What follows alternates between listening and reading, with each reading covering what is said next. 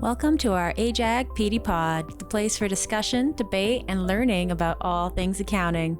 Our hosts, Ivan Tabak, Jonathan Tucker, are CPAs that have been in practice for more than 3 decades. Together, they bring varying experience and viewpoints to the table, not to mention a little humor, too. Join us as we talk through current issues and hot topics, tap into expert guest insights, and enjoy the odd walk down AJAG memory lane. Before we begin today's podcast, please note, although the educational material within the podcast has been carefully prepared, none of the persons involved in the preparation of the material accepts any legal responsibility for its contents or for any consequences arising from its use. As well, the podcast material and the references contained therein may reflect laws and practices that are subject to change. Advice regarding a particular fact or situation should always be reviewed by a qualified professional. This podcast is produced and distributed by AJAG Professional Development.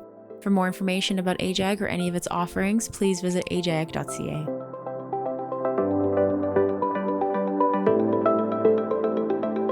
Hi, welcome to episode 4 of AJAG PD Pod. I'm Ivan Tabak, and today we're pleased to welcome David Chernitsky, the CEO of Armor Cybersecurity.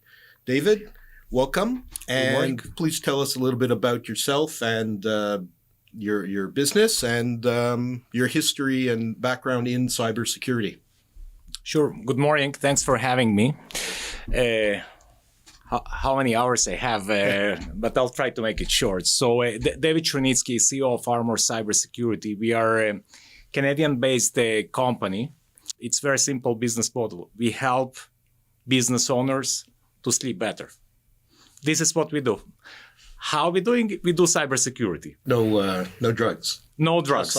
Just cybersecurity, because it's one of the biggest concerns today. If you look at World Economic Forum, number 2 concern for business leaders today is cyber.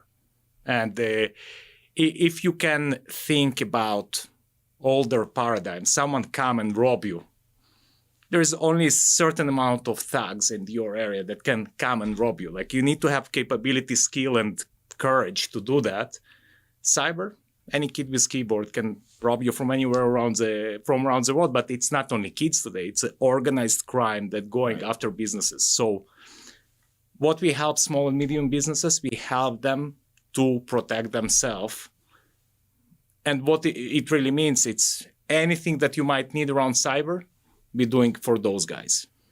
Okay. So when you say anything around cyber, what are the various areas that you work on?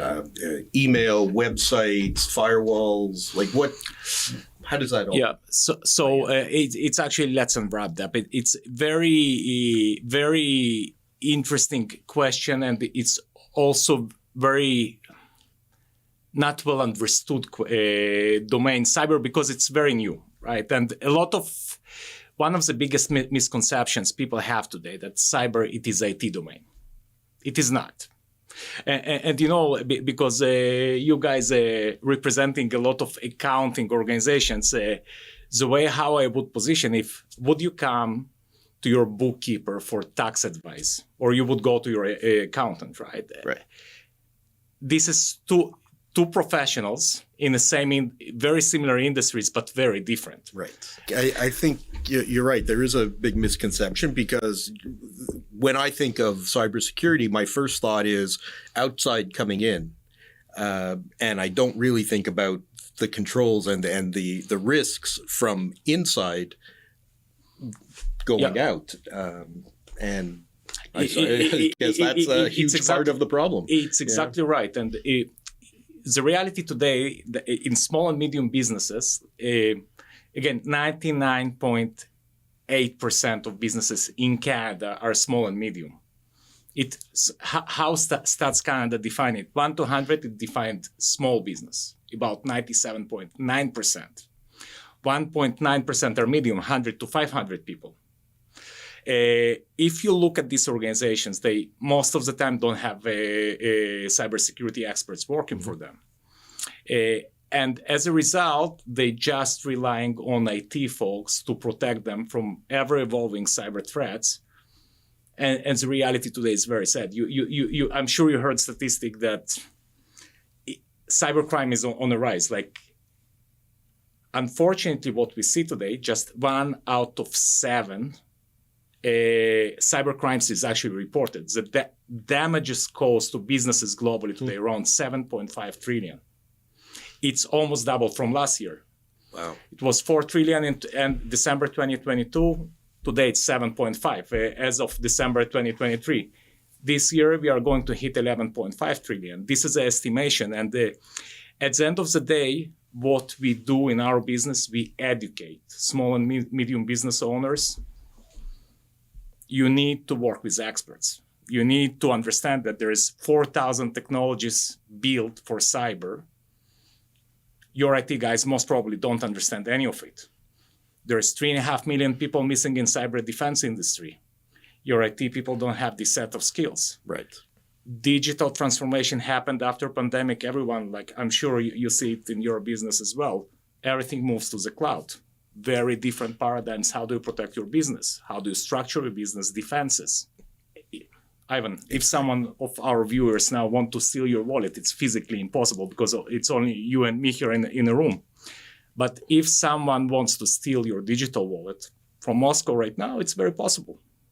So it's all four of these issues: too much technology, shortage of people, digital revolution, high ROI on a crime, creates this perfect storm that small and medium businesses are getting hit the hardest, but you don't hear about it. All you hear in the news, it's big guy. This big guy got hit. This guy got hit. Right. Those are the glamorous stories. Glamorous stories, and that they'll be reported. Also, even those you see, hearing only 1 out of 7 reported. Right. So are there cases where people get hacked and the hackers do whatever they're doing inside the system, but the company itself doesn't even realize that's happened and that any damage has been done until much later, and maybe that's why there's such a low instance of reporting of some of these crimes?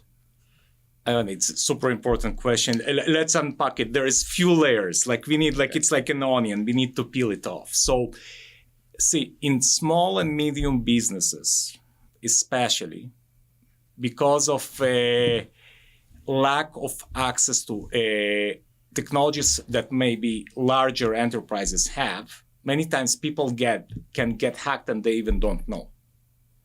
And even if you zoom out, the Director Mueller of FBI coined this saying in 2016. He said there's 2 types of companies in this world: companies that got hacked and companies that will be hacked. If you're saying I never got hacked, you need to get ready, or maybe you got, like you say, maybe you got hacked and you even didn't know. Right. So we need to understand mechanics of cyber attack. Cyber attack, it's whatever you see is a ransomware. It means someone took over of your systems, locked everything down, encrypted all of your data. You cannot operate. It's just the last step that you can see because this is their lever to squeeze money out of you. Right. Usually ransomware comes with a request, pay us money back. Or a data exfiltration, someone took your files, took it out, and they coming back to you and say, hey, you need to pay us money, otherwise we'll release your data. Or we'll contact your clients. As an accounting firm, I'm sure your clients will not be happy, say, hey, you have all your financial statements that we took from your account. Right. So some attacks are very rapid. Some attacks might go for 9, 10, 15 months in making. Basically, there is a reconnaissance stage. They collect information about who they will target, how they will get to this specific organization. They get sitting in your network, just listening in, collecting information. Maybe one of the most common attacks in small and medium businesses, we see man-in-the-middle attack. Basically, you need to pay a big invoice. They intercept, if you do not protect your email system properly or your network properly, it can be done in very different ways.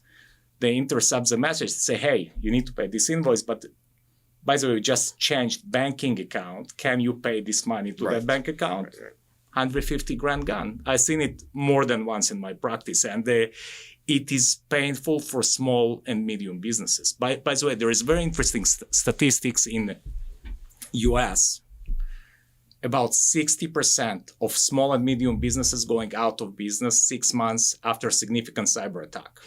significant cyber attack. Small attacks happen often, but if you had ransomware, I've seen businesses recovering for a year and a half, 2 years, if they can recover. It's loss of productivity, it's loss of credibility in front of the eyes of the clients, it's potential legal suits, and so on and so forth. So I hope it answers on your question, but I can keep going on and on. Yeah. But there is so many variations and so many different scenarios that it can happen. So what do you think is the most overlooked aspect of cybersecurity? Do you feel companies often brush away legitimate threats?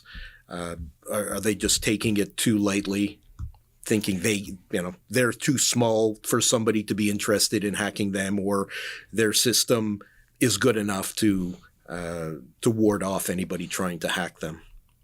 It's a great question. Ivan, another professional joke that I have that my real profession is not cybersecurity, it's education. What we do, we educate small and medium business owners, and especially in situations that I come and sit in front of a CEO or a owner of a small business, but they're feeding 50 families. They doing decent profit margins. Mm-hmm. It's livelihood of a lot of people in this country. And they're saying, oh, I'm too small, I'm not important, no one will attack me. I think this is big, to date, yet biggest misunderstanding. People need to understand everyone is a target. I guess part of the cybersecurity risk are some of these scams that you hear about in the news all the time. So there's the emails you might get from so-called banks or credit card companies telling you need to log in and change your password, or you get text messages from CRA telling you have a refund coming and they're going to e-transfer it to you, or things like that. And people who are educated, obviously, are educated in those areas will know these are not real right away, but obviously, there's enough people out there clicking on these things to make it worth trying. So, for the average person, like what's the best way to be able to tell whether a voicemail or a text or an email is a scam? What are the signs you should be looking for? If I'll zoom out, there is a lot of things that you need to think about. You need to work with professionals, and it's really the change in set of mind will lead you to get ready for this event. Whenever someone calls you, hey, I'm from CRA. CRA never call people, by the way, period, full stop. Always say, yeah, I heard you, thank you, call them back. Common sense, but it's a typical training scenario that people are going through awareness training in companies that do invest into awareness training. If someone calls you and sounds like your boss, maybe it's a AI bot that anyone's voice can be falsified today in 30 seconds. All you need a clip of 30 seconds. And by the way, maybe someone will take our video and will make me say whatever I want. But it's a reality today. You need to prepare for that. Email incoming, you need to have enterprise-grade email security, so eventually we'll filter out whatever is definitely is a spam or a phishing email or an email that might contain malware that may infect your whole organization. Once you have all these layers, the probability that you'll get hacked is going down. Right. Human brain, I'm still, with all AI rise, I think you need to use common sense. Just be vigilant. Slow down, think. If not sure, ask. If you prepared for everything and you do that, most probably they will not come after you. Most probably they will go after your neighbor that didn't do those preparations. It's easier prey, right? They'll go after the easy target, and instead of working harder for somebody who's aware of the issue. So here's another question that I've always thought about is, let's say I get an email and it looks legitimate and I click on it and then I realize it's not what I thought. What is the first thing I should be doing? right? Who do I call, or what do I do with my system? Do I unplug my computer, log off, power down, or at that point is it just too late? What is the first step to do other than calling you, of course? So let's play that scenario. There are many potential outcomes. Let's say, and let's take specifically, you clicked on an attachment that it is weaponized file. And by the way, accounting firms is always scaring me. Amount of files people get, it's always sure. And we've seen our fair share of companies that flying without any protection. Anyone basically can send file. You click on it. If it's a computer that's sitting on the network, malware can be distributed in a network in a matter of seconds. Game over. If you don't have proper technological protection on your computers, game over. You ransomware it. So again, what would the first step be if I clicked on it and I realized I shouldn't have? What's the first action I can do to maybe mitigate some of the problem?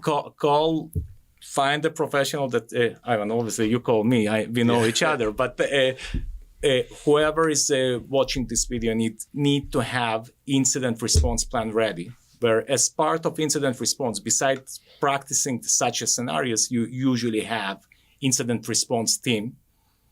By the way, there is a bunch of people doing $0 incident response retainer. So you pay just in case you engage someone. Call this company, this person, explain what happened, take care of it as early as possible, even though it's reactive.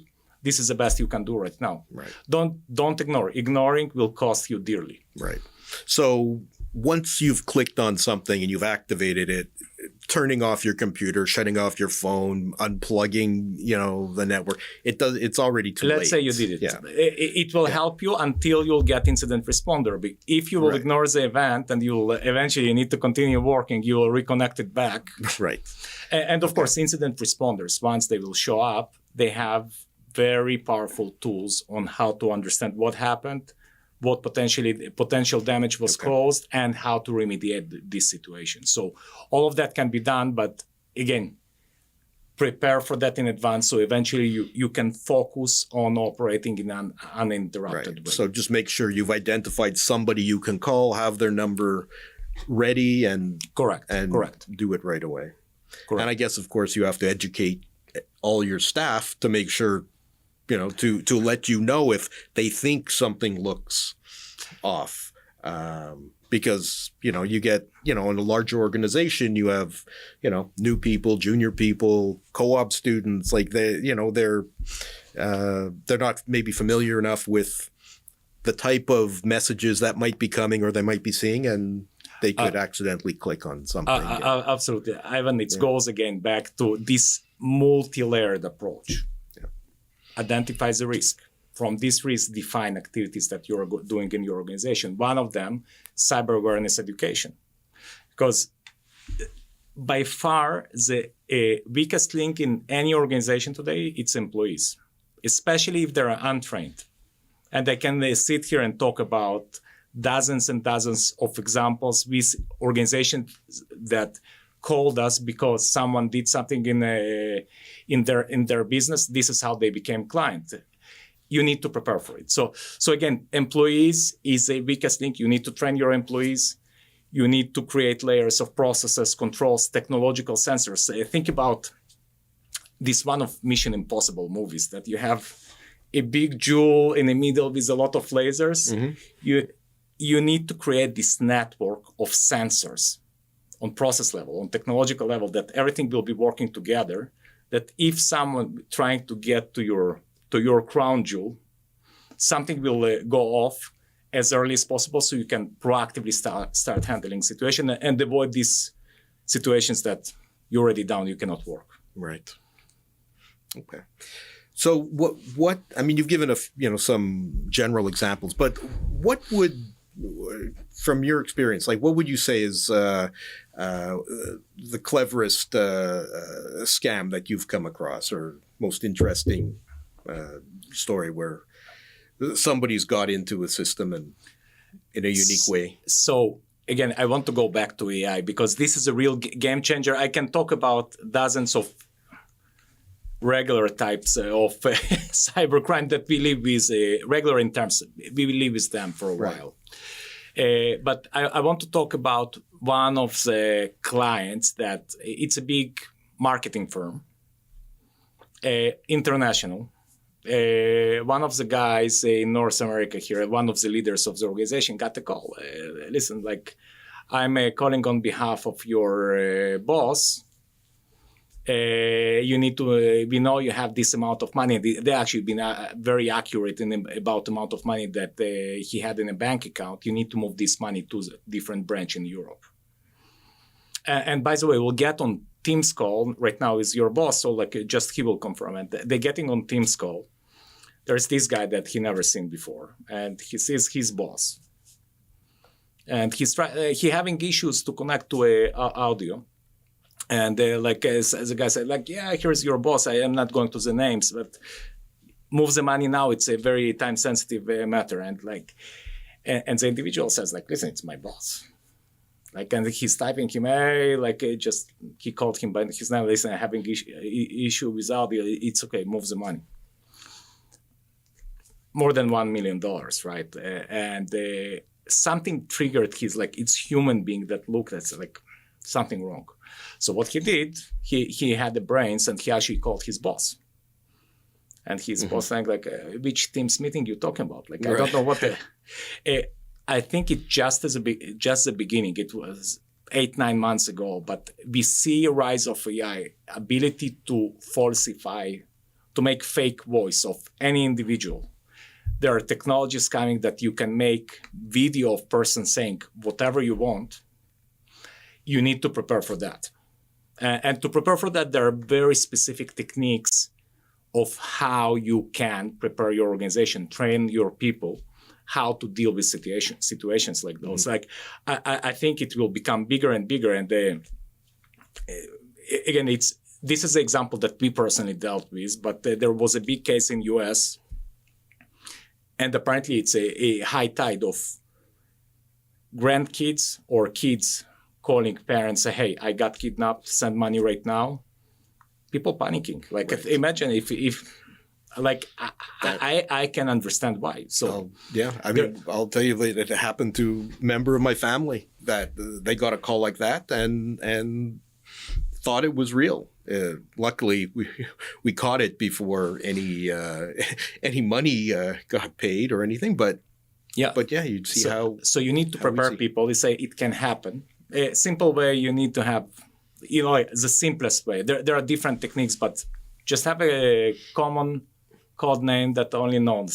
Secret that you have in your mind is the only really powerful thing that you actually can have. Have a common secret, and if something going on, you need to use a code word. Says a code word, most probably the other side don't know it. Right. Okay, so we're talking about all these, we'll call them regular people who are getting these emails and maybe falling for scams, but you're the expert. Have you ever been caught in one of these scams somehow or almost fallen for something? Evan, this is how I lost my hair. On a serious note, no one is safe. What cybersecurity preparations reducing chance of you getting attacked. And maybe let's put it like that. If someone targeting you and spending money and means effort, resources, most probably they will get there. You need to live under that assumption. So you're not answering the question. So I guess it's yes.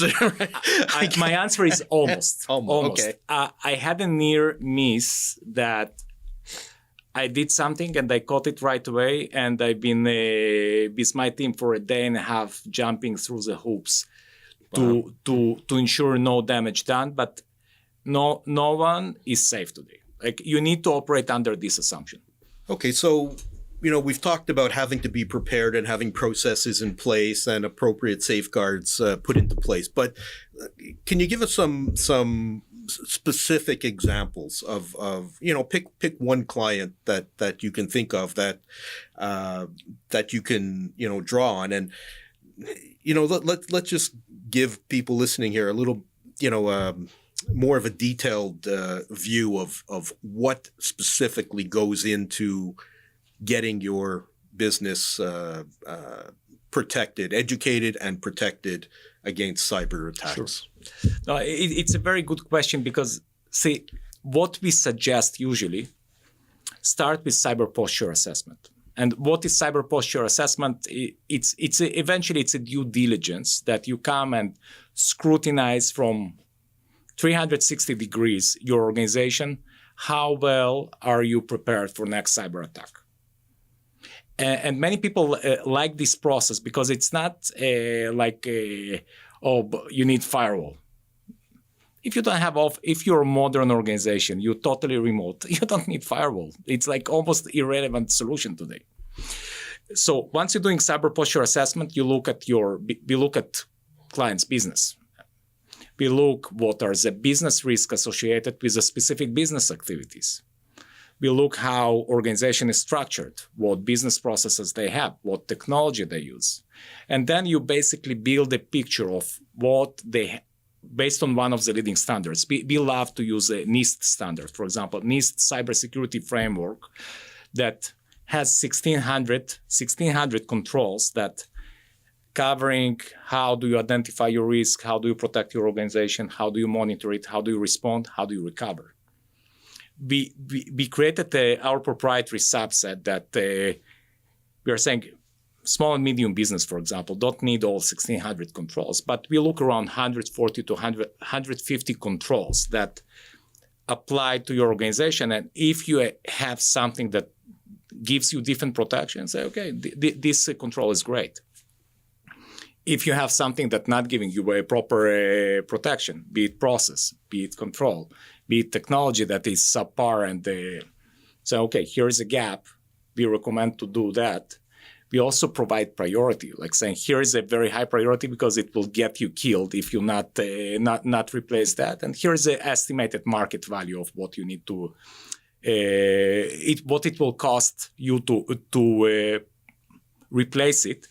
Eventually, after this exercise, it takes usually a couple of weeks, very little inputs from, like time from client. We need a lot of input from client, but we provide very comprehensive report. And what it gives our clients eventually, now they have one place that centralizes, here's my gaps, here's what I need to spend in upcoming 24 to 36 months to fix it, to close all gap that was not invested into cyber to date. People love it because then it makes it not, many times, I need to spend 15 grand. Any expense on cyber you do right now, statistically showing that it at least 15 to 20 times lower if you will get attacked, and the attack will be successful. So it's really proactive, taking care of proactively of your ability to protect your revenue and your ability to continue operating in an uninterrupted way. Okay. So start from, and there's plenty of vendors doing assessments. It's not IT assessment. It's a business cyber assessment. Of course, it will have a lot of touch points to IT. And then you have, as an output, roadmap, work plan. With prices, you can budget it. You can work with that going forward. Okay. So, I guess I'll call it a typical small business with an in-house IT person who's not a cybersecurity expert, but has put in, some basic safeguards. So what would be some examples of the type of processes and security that you would recommend or you would help them set up? So maybe let's get a bit technical. And the beauty of this approach, we usually, like in our practice, I'm sure the different folks doing it in a different way, we work with business owners to right-size it for their needs. If it's a very, very large organization, it's obviously will be similar controls, but it's at much bigger scale. But here, it starts from, do you know what assets do you have? For example, just to give very, very specific example. Okay, what devices you use to access to your business data. And in many times, we have our computers in the office, but John goes home and John uses his kid's computer to connect to our CRM data. And they say, okay, great, but do you have any control over John's kid's computer? No, it's his computer. So it's a lot of education. Okay. It's your data, you need to protect it. You cannot, let's say, like you cannot bring potentially an infected device to your environment. You need to put controls there. So controls assets. How do you manage your passwords? Like in small, medium businesses, it's still people not very well versed on password management paradigm. We educate them how to create, to get one of the best password managers tools. What data assets you have? I have CRM, I have my OneDrive, I have my QuickBooks. A lot of people very confused, for example. We on the cloud, we are secured. No, you're not. But by the way, it's a good topic to chat about. Cloud vendors doing phenomenal job in telling that they're secure. And they're absolutely right, they're secure. What they're not, it's mentioned in the small letters and many business owners fail to read it. As a business, like as a client of Microsoft 365, you're in charge of two things. Access control, who is accessing to your Office 365, and backups. Microsoft 365, if they will get attacked, they have high availability, they will fail over. Your data right now will be there. If you didn't control your access to your Microsoft 365 as admin, deleted everything. Microsoft will tell you, like, dear client, you want to recover? Like, I didn't protect your access. So eventually, you need to control access to all your systems. You need to create bulletproof backups. And I think I mentioned before, most of small and medium businesses failing today to create solid backups. We're helping a lot of organizations how to structure it in a way that even if disaster strikes, you can recover. It's unpleasant, it's uncomfortable because it's different, but unfortunately, this is the only way to go. So again, backups, control of access, processes. How do you onboard people? How do you offboard people? How do you train your people? What technological stack you implement to monitor your modern environment? Because again, you might have firewall in your office, but people have laptops. They're working from everywhere, from Cancun, from airport, from your office, or maybe they on business travel wherever they go. How do you monitor these assets? Anything going on in your, like, how do you put monitoring that something going on one of these sensors that you set? Something small happened, react on an event, don't react once you're down, ransomware. Now, it will be much, because, again, mechanics of attack, hackers need to move. Once you have enough sensors, you caught them early, you caught them, they say, screw it, I'm going somewhere else. These guys know what they're doing. Prepare people for incident response. Practice, people, practice. For certain scenarios, you not freeze, you don't lose it. Practice recovery. I'll ask a question here. Unfortunately, I will not know the answer, but ask yourself as a business owner, when the last time I did full backup restore to ensure that my backup is valid in my organization? 99.99% of the time, the answer is never. We're not backing up for sake of backing up. We're backing up for one reason, to be able to restore. If you didn't test it, you're just wasting your money. So again, it's very high level. There is a lot of layers below, but my point is, it's a new domain. It's complicated. It needs to be dealt all the time. And people need to ask themselves a question. Are we ready for it? Maybe your IT guy knows all of that. Awesome. Are you confident that he knows that? Ask those questions. See that it's actually done. Right. So I guess the next step in this, or the next issue to explore, is you've done your best. You have these whatever processes you've got. You get hit. Let's talk about insurance, because I'm sure you're familiar with the cyber insurance industry and the type of coverage out there. And what do you see as far as clients actually having cyber insurance?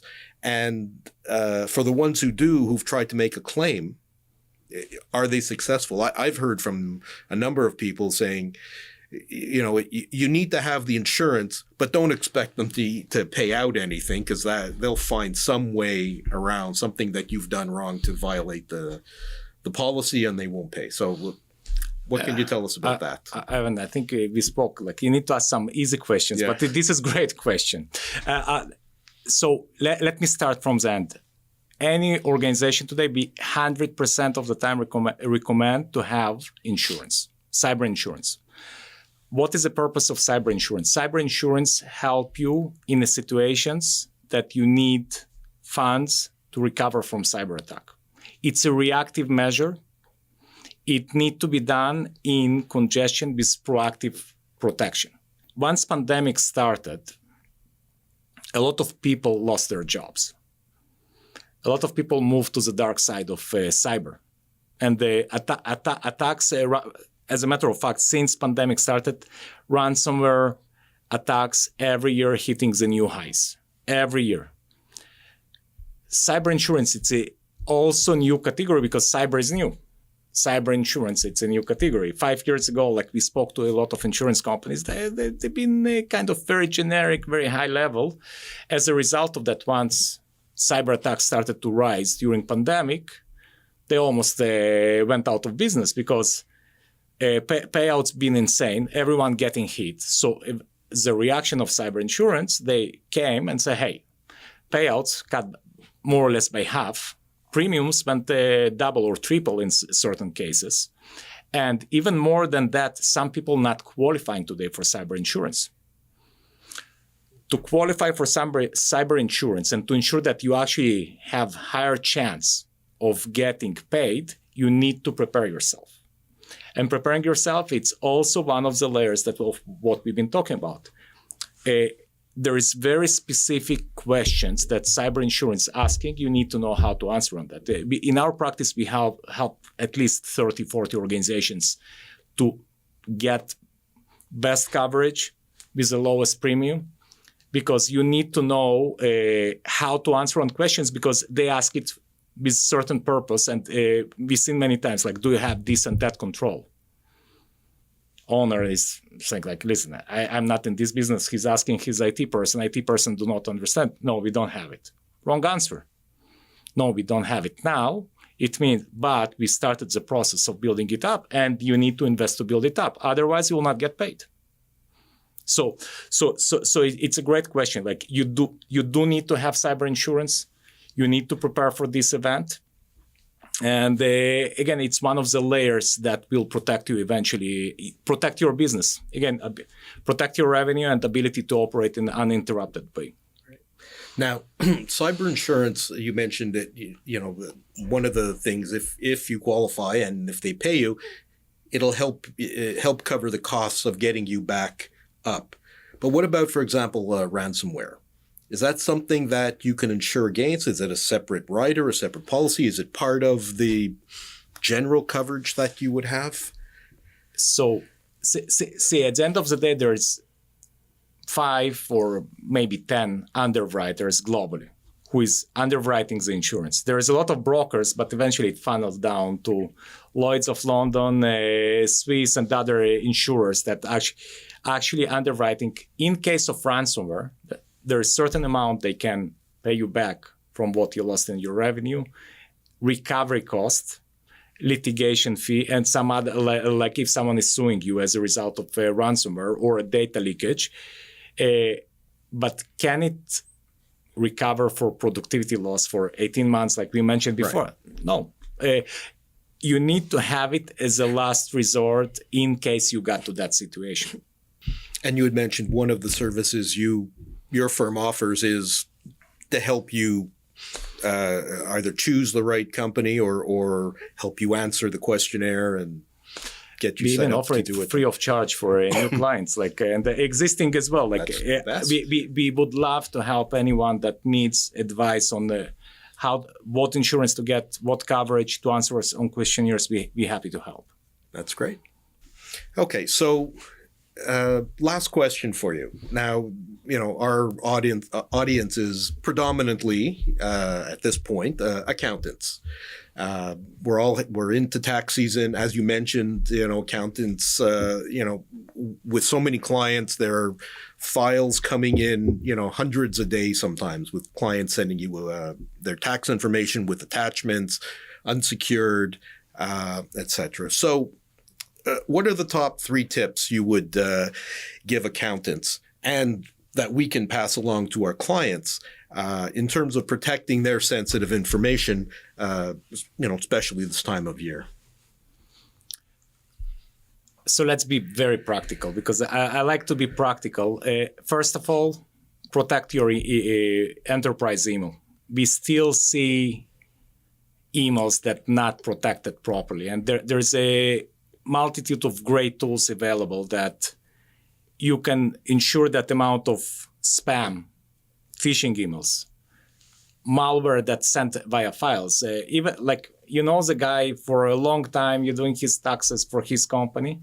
Maybe his company is compromised, and the attacker sending file for tax purposes, inputs for preparing taxes, but file has malware that will affect you. Right. Protect your email system. So that for example, would be a software like, I guess in the old days, I don't know, it was ESET or McAfee or ESET, does that even? McAfee are good for Best Buy. It's not right.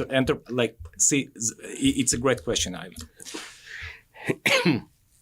Not having good enough software just for sake of having it will get you breached. Okay.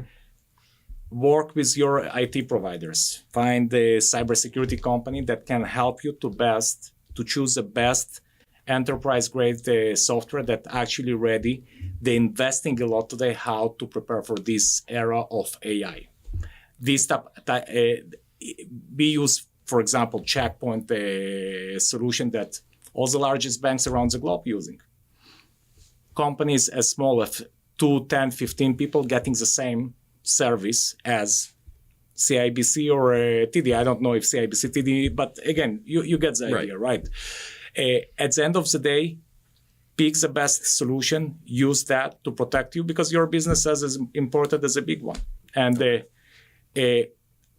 make your people roll out MFA on your Microsoft 365, multi-factor authentication. We still meet organizations today that it is by far easiest and cheapest solution to reduce email compromise, to ensure all accounts protected with strong password and multi-factor authentication.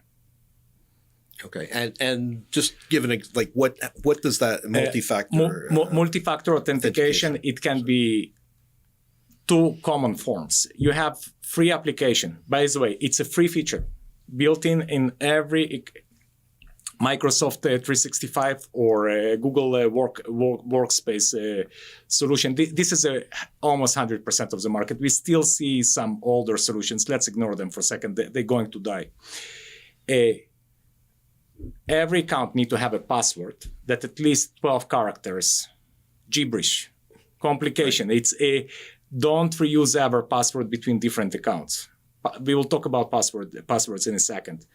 Password plus a unique code that replaced every 30 seconds. You have free application from Google or from Google Authenticator or Microsoft Authenticator that basically you have mechanisms that once you put your password, only you have on your mobile device this number that you type in, then you can log in. If someone stole your credentials from Moscow, again, trying to get to your account, they don't have your device, most probably they will not be successful. So protect access to your Microsoft 65, put proper security solution on top of it. This should give you a reasonable protection for your email system, which is main communication channel, I assume, for most of the businesses. For sure. Okay. So This is What number else? one. Yeah. Number two, passwords. And we still we still see people storing them in browser. We still people typing it in OneNote or a Notepad on a desktop, and this is basically you giving away keys to your kingdom. It's like this week we had in Toronto, like a police saying, just leave your keys in your front to your car in front door. Make it easier for use password management solutions. There are plenty of them. There's I'm happy to chat with anyone to give recommendations to procure it directly. It's what it creates. It creates unique and strong password for every different system. And it's also encrypted that even if it's company getting breached, only you have access to your vault. Right. So this is the second recommendation. Third one, in a tax season, be vigilant. If you're not sure about something, give a person a call. It's at the end of the day, it's a second factor of verification. You're getting something funky, just call a person out. Most probably your client is, as a small and medium business, you're not targeted. So your client will answer you. Use known, proven numbers. Don't ever call numbers that you get and go like CRA, we need your social security number. No. So thank you, I heard you, call them back. Right. Don't call that number. Find the number on the internet, on official site. Ask for this person, see if it's true. Same with your clients, same with your employees, and so on and so forth. So really be vigilant. And it's a set of mind. I think I'm talking about, change your set of mind. It's real pain that unfortunately will not go anywhere soon. All right. Good advice. Well, I think that about wraps it up for today. I want to thank David Chernitsky for being here with us, and hopefully there's some good takeaways from this. And I know I've got some additional questions now that I want to talk to you about. Thank you everyone for watching, and we'll be back next month with another podcast. Take care. Thank you.